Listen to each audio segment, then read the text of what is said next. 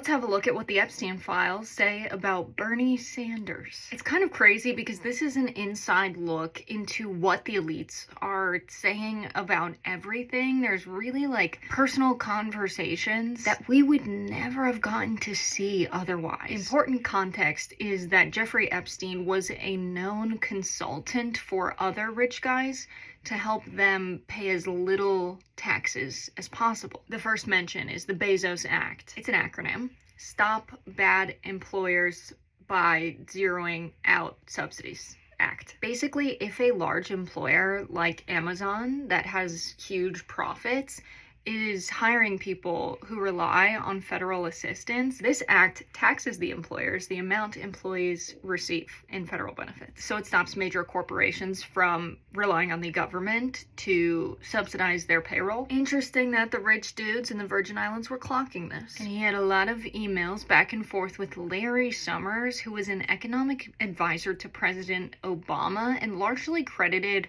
for the more neoliberal, conservative economic policies.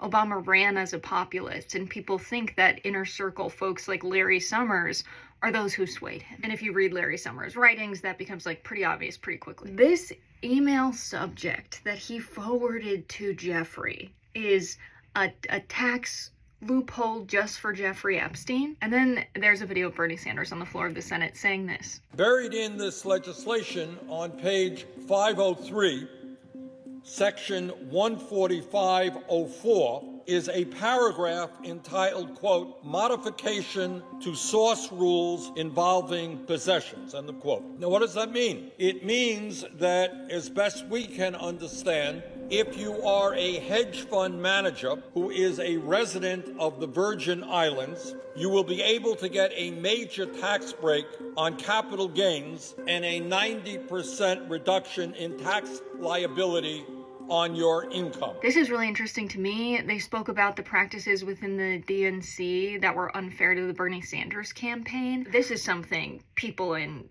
progressive politics talk about a lot. You never really hear big figures in the media talking about this, in establishment media. So it's really interesting to me that they're talking about that whole ordeal in 2016 in their emails. And so yeah, there were no emails directly between Bernie and them, but they did frequently talk about how Bernie Sanders was coming for their lifestyle. He lives rent-free in their heads.